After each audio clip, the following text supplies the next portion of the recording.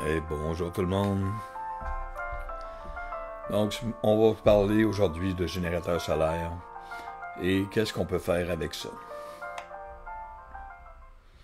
Générateur solaire, dans le fond, tout ce que c'est que c'est une boîte avec un paquet de batteries dedans qu'on recharge et puis quand c'est plein, ou même quand c'est pas plein, on peut se servir du courant qu'on a mis dedans pour d'autres appareils. L'idée, c'est avant de choisir un appareil comme ça, ben, regardez votre budget et regardez quel type d'appareil vous voulez faire marcher dessus. Je vais vous donner un exemple. Un séchoir à cheveux tire environ 1600 watts. C'est sûr que si vous achetez un générateur solaire qui ne peut donner que 800 watts, vous ne pourrez pas faire marcher votre séchoir. À moins, il y a d'autres façons. Des fois, pour certains appareils comme le séchoir, vous pouvez baisser la température et aller à l'air froide. Ce qui va peut-être baisser le wattage à 400 ou 500. Vous pourrez donc le faire fonctionner, mais pas à l'air chaud ou à l'air plus tiède. Donc, il y a des façons de gérer ça. Je vais vous donner un autre exemple. Ma cafetière de maison tire 1600 watts, ce qui fait que ça va vider mes batteries plus vite que si j'utilise une bouilloire de 700 watts. Oui, ma bouilloire est plus petite, mais je peux l'utiliser beaucoup plus souvent parce qu'elle prend moins de courant. Donc, l'idée, c'est de savoir exactement c'est quoi vous voulez faire avec ça. Dans mon cas, j'ai pratiquement tout changé mes appareils de maison. C'était mon choix personnel. Parce que où ce que j'habite, le courant, l'électricité est cher, puis je voulais économiser. Donc, j'ai dit, pourquoi j'utiliserais ma grosse bouilloire à la maison de 1600 watts quand je peux utiliser une petite bouilloire de 700 watts? Ça vaut bien plus la peine d'y aller plus petit. Je tire mon argent par les fenêtres, puis ça me donne exactement la même affaire. Donc, il y a un paquet d'appareils que vous pouvez changer pour la route pour que vos batteries dans vos générateurs solaires durent plus longtemps. Encore là, il faut y aller avec la limite du générateur solaire. Celui-là ici, c'est un EB70S de la marque Bluetti. J'ai choisi Bluetti parce qu'ils sont gros. Puis ils ont les batteries lithium LiFePO4 dans le fond. LiFePO4. Qu'est-ce que ça veut dire? Ça veut dire que c'est une chimie de batterie qui est très sécuritaire. Elle peut avoir plus de cycles de recharge parce que chaque batterie a une limite de nombre de recharges. Ensuite, sa capacité d'accumulation du courant va baisser. Cette batterie-là est bonne pour, je crois, 2500 cycles de recharge de 0 à 100. Ça veut dire que si je le charge de 50 à 100, ça ne va pas autant maganer la batterie. Donc, il devrait durer plus longtemps. 2500, ça s'équivaut à quoi? Environ 7 ans. Je vais être capable pendant au moins 7 ans d'avoir full potentiel de la machine, sans problème, puis elle va pouvoir me fournir du courant pendant 7 ans. C'est assez impressionnant. Je vais vous avouer, là, les LiFePO4, c'est très impressionnant comme batterie. L'autre avantage des batteries lithium, c'est que c'est un voltage qui reste très, très stable, jusqu'à la fin que là, il tombe. Tandis qu'une batterie normale, ce que ça fait, c'est que ça baisse tranquillement tout le temps. Ce qui fait aussi que certains de ces générateurs solaires-là, des fois, le pourcentage de la batterie n'est pas bon. Il faut donc resetter l'appareil pour rééquilibrer le BMS, ça c'est le contrôleur de la batterie, pour qu'il puisse nous donner la bonne valeur de ce qu'on a comme courant. C'est super simple à faire. Vous videz votre appareil complètement, vous le rechargez complètement, puis là, il sait où ce qui était le plus bas, où ce qui était le plus haut, puis avec ça, il est capable de calculer combien il vous reste. C'est très très simple. Ça ne prend pas de génie pour utiliser un générateur solaire, c'est extrêmement simple d'utilisation. Le mien, il y a 3 boutons. Il y a un bouton pour la lumière, puis à chaque fois qu'on pèse, la lumière commence par être faible, ensuite forte, puis ensuite elle flash SOS. Donc si vous êtes pris quelque part, vous pouvez vous en servir pour ça. C'est pas tous les modèles qui l'ont. Certains plus gros modèles n'ont pas ça. Parce que de toute façon, c'est bien trop gros. Ça ne donnerait rien de l'en avoir un. Enfin. Donc, en ce moment, tous les appareils que j'utilise pour ce podcast fonctionnent sur mon gros générateur solaire de 1800 watts. J'ai la lumière ici sur un pédestal qui m'éclaire. J'ai mon microphone qui est branché sur l'ordinateur. Puis l'ordinateur est branché sur le générateur solaire. J'ai mon pad à souris qui fonctionne aussi là-dessus. Donc, tout ce que vous entendez en ce moment fonctionne là-dessus. Je n'utilise pas du tout Hydro-Québec, absolument pas. Alors, les appareils qu'on peut faire fonctionner, comme je viens de vous dire, essayez d'imaginer le générateur solaire comme une tank à gaz. Sur une tank à gaz, vous avez des grosses, vous avez des petites. Donc, vous avez une quantité maximum que vous pouvez mettre du gaz dedans. C'est pareil pour les générateurs solaires. Il y en a des 600 watts, 800 watts, 1800 watts, 2000, 4000, 5000. Il n'y a pas vraiment de limite sur le marché. Bluetti en font jusqu'à 39 000. Donc, vous pouvez runner la maison complète là-dessus sans problème. Même la sécheuse, la laveuse, tout. Je vous le dis, tout. Même recharger votre char. Je mens pas, là, c'est vrai, ça se fait. OK, donc on revient à la tank à gaz. La grosseur du bouchon, la grosseur du trou, va vous dire la quantité que vous êtes capable de vider d'une shot. Plus le trou est gros, plus vous pouvez en donner d'une shot. Ça, c'est votre onduleur, ou ce qu'on appelle inverter, la plupart du temps dans les discussions de tous les jours. Donc, plus votre inverter est fort, plus vous êtes capable de donner le courant, mais pensez-y, plus ça va se vider vite. Donc, plus votre batterie va se vider vite, plus votre gaz va se vider vite. Il faut penser à ça. Je vais vous donner un exemple. Le EB70S que j'ai à mes côtés, c'est une capacité, on va dire de gaz ou d'électricité, de 716 Wh. Le AC70 qui vient de sortir chez la marque Bluetti, c'est une capacité de 768 Wh. On va faire un résumé, on va dire 700 pour les deux. Dans le EB70S, c'est un onduleur ou un inverter de 800 watts. Donc, je peux donner 800 watts d'une shot. Si je dépasse, il va juste stopper de marcher, je ne briserai rien. C'est pas grave, brancher quelque chose de trop fort là-dessus, vous ne briserez rien. Vous n'avez qu'à redébrancher votre appareil, puis le repartir, puis tout marche. Mais bien sûr, votre appareil tire trop de courant, ça ne donne rien de le rebrancher, il ne marchera pas. Il va encore éteindre. Le AC70 peut fournir 1000 watts. Puis la batterie est pratiquement la même que le B70. Donc à 1000 watts, vous allez vider beaucoup plus vite votre batterie si vous tirez 1000 watts. Si je tire 800 watts, ça va se vider moins vite qu'à 1000 watts. Ça fait du sens? C'est assez simple. L'idée dans ce cas-là, étant donné qu'on est limité par la capacité de la batterie, quoi que ce soit qu'on achète comme générateur solaire, c'est de diminuer la demande, de prendre des appareils qui prennent moins de courant. Comme ma bouilloire 700 watts, au lieu de prendre la bouilloire de maison qui tirait 1600 watts. En ce moment, j'utilise que ça à la maison. Pourquoi je paierais mon hydro à 1600 watts quand je peux juste utiliser 700 watts? Ça donne absolument rien. Je vais sûrement la donner aux pauvres, je vais me débarrasser de ça. Ça tire bien trop de courant pour mes utilités à moi, ça me donne absolument rien. Donc, il faut penser aussi à changer des appareils comme ça. Vous n'êtes pas obligé, vous pouvez continuer comme vous allez, puis ça va fonctionner pareil, c'est juste que ça va fonctionner moins longtemps avec la plupart des appareils de maison. Un autre exemple, la machine à café. Ma cafetière tirait 1500 watts.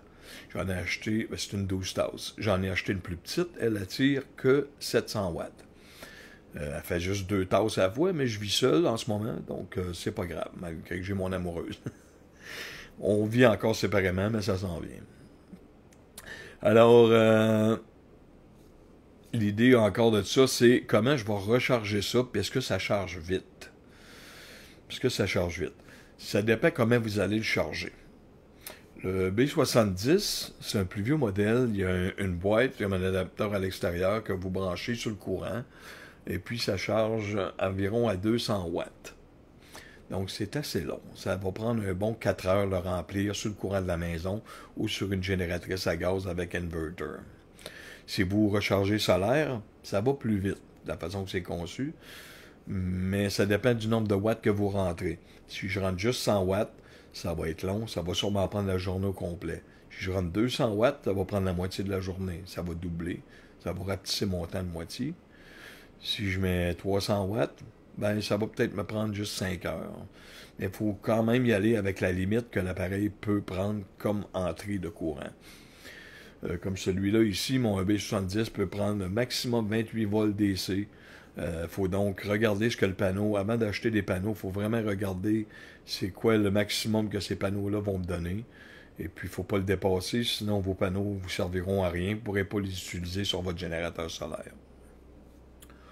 Ceux qui veulent des instructions là-dessus, je vous aiderai en privé sur les commentaires. Ensuite de ça, qu'est-ce que j'ai à dire là-dessus?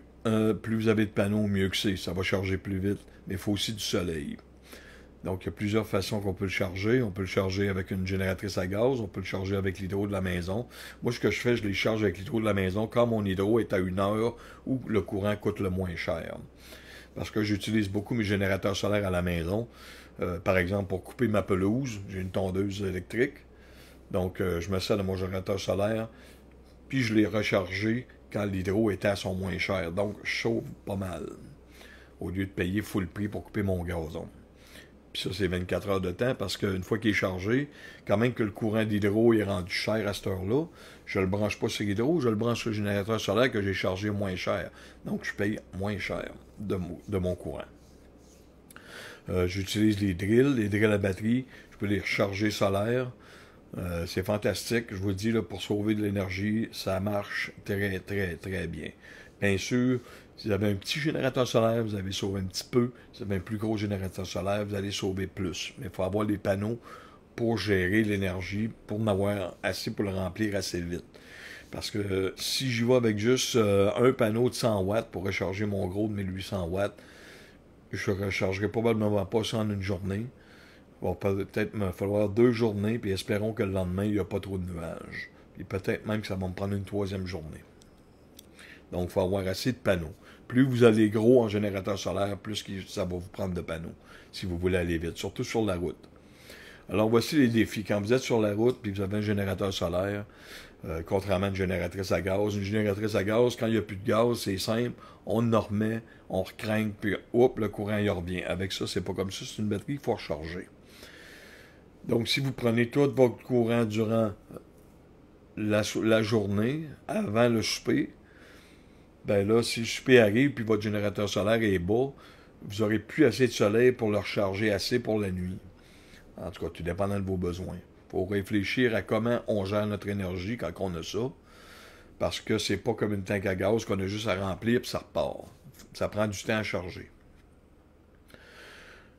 On peut quand même le charger via l'auto en roulant, mais ça charge vraiment pas vite. Les prises 12 volts de l'heure, c'est environ 95-100 watts.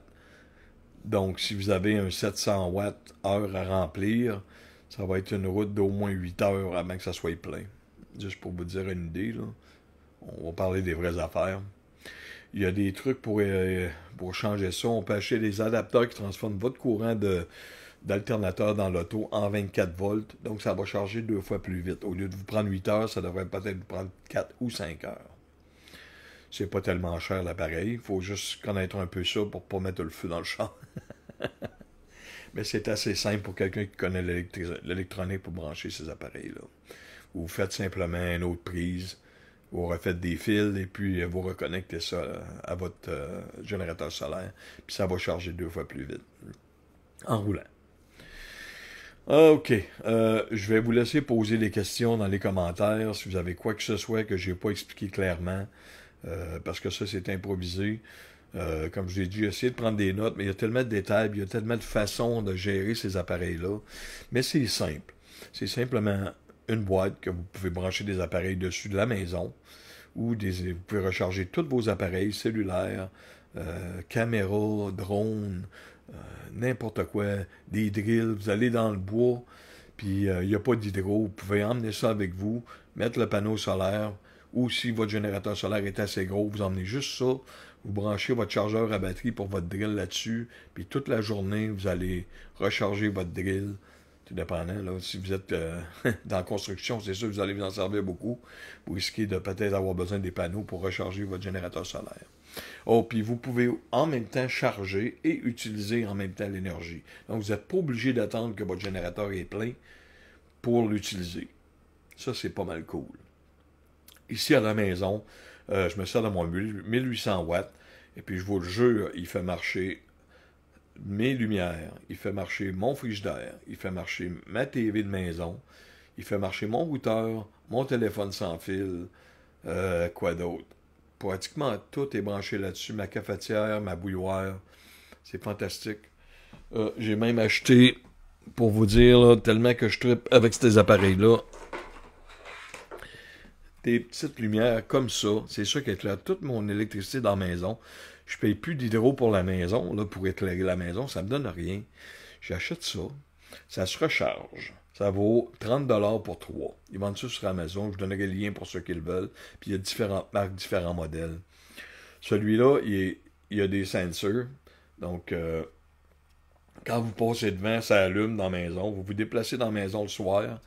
Vous n'êtes plus obligé de courir après les pitons pour aller à la toilette. Vous levez, ça allume à mesure que vous vous déplacez dans la maison. Puis ça éclaire quand même assez bien. C'est sûr que si ça éclaire pas assez, pour quelle que soit la raison, ben vous avez toujours hydro, vous pouvez virer le piton, mais là, vous allez vous en servir beaucoup, beaucoup moins, parce que vous n'aurez plus besoin pour la plupart des tâches que vous allez faire dans la maison. Donc, je paye plus d'hydro pour éclairer la maison, c'est tout sur batterie. Je paye plus d'hydro pour ma télévision, je paye plus d'hydro pour mon routeur Internet. Tout est. Puis quand je le paye, ben c'est parce qu'il n'y a pas eu de nuage. Puis je le paye moins cher parce que je le recharge quand l'hydro est pas cher. Puis je m'en sers quand l'hydro est cher. Fait que là-dessus, je vous souhaite une belle saison. Je vais peut-être refaire un podcast peut-être plus clair que celui-là pour ceux qui n'auront pas compris. Vous me laisserez vos commentaires. Posez-moi vos questions. Je vais répondre à tout le monde. Je vais essayer d'aider tout le monde. C'est fantastique comme appareil. Oui, ça dure moins longtemps que des batteries 12 volts, les grosses batteries lithium. Oui, parce que ceux-là ont 5000 cycles de recharge. Mais c'est pas portatif. Donc, si vous n'avez pas votre véhicule, vous ne pouvez pas vous en servir. C'est moins pratique que je considère. Ça, je peux le prendre, je peux aller quelque part avec, faire voler mon drone, recharger mes batteries pendant que je fais toutes mes affaires, écouter de la musique en même temps, mettre un radio là-dessus. Il n'y a plus vraiment de limite. Vous venez quasiment indépendant électriquement, mais limité. C'est fantastique, c'est génial. Blue Yeti font même un projet en ce moment. Si vous achetez le gros kit 3000 watts, ils vont donner un mini kit solaire à une famille en Afrique. C'est totalement gratuit. Ils leur envoient ça. Là-bas, il y a des enfants qui n'ont pas encore d'éclairage pour l'école. Ils n'en ont pas. Il n'y a pas d'éclairage. Avec ça, ils sont capables d'éclairer pour laisser les enfants faire leurs devoirs le soir. C'est vraiment, vraiment une belle patente à avoir dans une maison. Si vous vivez en appartement, vous ne pouvez pas avoir une génératrice à gaz, ça c'est fantastique. Quand ma blonde a vu comment je l'utilisais, elle trouvait ça tellement débile qu'elle en a acheté un. Premier mois, avec ses 2 panneaux 100 watts, elle a sauvé 49% d'hydro sur ses factures. Elle n'en revenait pas. Sa sœur a vu ça, elle en a acheté un elle aussi. Sa sœur, elle n'a pas de panneau, donc elle va moins économiser. Mais elle peut quand même charger quand c'est pas cher, puis l'utiliser quand c'est cher, l'hydro. Ou quand elle perd le courant totalement de la maison, quand il y a des coupures de courant. Juste pour vous donner une idée, avec le Blue Yeti AC180, ma blonde, elle a un gros frigidaire, 2 portes, puis elle a un congélateur, puis elle peut faire entre 8 et 10 heures, me semble. 8 et 10 heures sans avoir de courant, sans problème. Elle peut partir sa mini TV 32 pouces, parce que si elle prend la grosse, ça va tirer pas mal plus, ça va vider la batterie plus vite, donc on diminue. Vous donner une idée là-dessus, les télévisions, c'est ça qui est le fun avec ces appareils-là, parce que là, vous savez exactement comment vous dépensez en courant, où est-ce que votre argent s'en va. Ma grosse TV 50 pouces tire 150 watts. Mon frigidaire tire 115 watts. Vous allez dire, c'est quasiment pareil. Ouais, mais le frigidaire, lui, quand il atteint sa température, il arrête de marcher. Il tire 0 watts, il n'en tire plus. Tandis que la TV, elle, tant que je l'écoute, c'est 150 watts qui sort sans arrêt, tant que je ne l'éteins pas. Puis même quand elle est branchée et elle ne marche pas, elle tire quand même une certaine quantité de watts. Donc, j'ai acheté une mini TV, une télé 14 pouces rechargeable en plus. Je peux écouter un film là-dessus, plus une couple de vidéos YouTube avec qu'elle s'éteigne, mais c'est pas grave parce que je la laisse brancher sur mon générateur solaire et puis je peux l'écouter indéfiniment tant que la batterie fonctionne. Si les panneaux sont sortis, c'est 24 heures. Je peux écouter probablement la TV pendant 24 heures sans problème, totalement gratuitement, sans payer une scène. Zéro, absolument zéro. C'est de l'électricité gratuite. Une autre utilité que je vois à ça, quand vous allez dans des campings payants, Vous n'aurez plus besoin de payer pour un spot avec hydro. Vous n'aurez plus besoin du tout. Avec votre générateur solaire, s'il est chargé, même s'il y a des nuages, vous allez avoir du courant. Vous faites juste attention à votre batterie, puis vous allez avoir en masse de courant pour passer la nuit. Charger vos affaires, écouter une couple de vidéos, faire tout ce que vous avez à faire. Même moi, je l'utilise pour réchauffer mes lunchs. J'ai acheté un petit réchauffeur à lunch 12 volts DC. Et puis, je réchauffe mes lunchs avec ça. Il ne tire que 35 watts. Fait que quand je le réchauffe, ça prend entre une demi-heure et 1 heure pour réchauffer mon lunch, dépendant la texture du lunch. Et puis, je mange bien chaud. J'ai pas utilisé de propane. Pour mes cafés, c'est pareil. Je peux partir de la cafetière pendant que je roule, pendant que j'ai ça dans le véhicule, sans problème. Je peux faire mon café, arrêter quand ça me tente. Mon café est chaud, il est prêt. Je suis plus obligé de faire du kilométrage pour me trouver un Tim Hortons. Fait que je chauffe en kilométrage, je chauffe en changement d'huile. Je vous dis, il y a tellement d'économies à faire avec ça, là. C'est quelque chose. Je prends 3 cafés par jour. 3 cafés à 2 piastres par jour. Rajouter 5 piastres de gaz pour aller chercher tous les 3 cafés en une journée. Ben, on est à 4000 piastres par année. Avec ça, j'ai plus besoin de faire ça. Je fais mon propre café, je chauffe 4000 piastres par année. C'est pour ça que j'en ai 2. La première année, je tombe dans mon argent tout de suite, dans mon cas à moi. C'est pas les cas de tout le monde. Il y en a qui ne feront pas ça. Ça dépend de votre utilité et comment vous gérez vos affaires. Fait que là-dessus, une belle journée à tout le monde. J'espère que vous avez aimé la vidéo. J'espère que ça a répondu à quelques questions. Si vous ne comprenez pas trop certaines affaires, gênez-vous pas. On peut même venir, je peux même venir en caméra si j'ai le temps, puis vous aider à expliquer comment ça fonctionne. En tout cas, c'est top notch, c'est super le fun. Mon ami Michel est rendu avec 2, moi j'en ai 2, ma blonde en a un, sa soeur en a un, mes fils en ont chacun un B3A de 600 watts. S'il manque de courant, ils peuvent brancher le frigidaire là-dessus dans leur maison, dans leur appartement, puis ils sont bons pour environ 5 heures sans perdre leur bouffe, plus le temps qu'ils ont après, même si, mettons, ça coupe pendant 6 heures, ça va être juste 1 heure que le frigidaire ne marchera pas. Ils vont quand même avoir du courant. Si on mon fils, un de mes fils, il a un de mes panneaux solaires, donc lui, il est mort de rire. S'il manque de courant, il sort le panneau, puis ça va fournir le frigidaire sans problème toute la journée. Même si ça dure 2-3 jours, tant qu'il y a du soleil, il n'y a pas de problème. Si, mettons, il n'y a pas de soleil, puis il n'y a aucun moyen de le charger chez eux, il peut quand même aller voir un chum qui a du courant, le charger, ça prend quoi, 45 minutes, revenir avec ça, puis il est bon pour un autre 4-5 heures. Fait que, gars, c'est super le fun. Moi, j'encourage ça pour ceux qui font de la route. Allez-y fort, puis je vous souhaite une belle journée. Salut.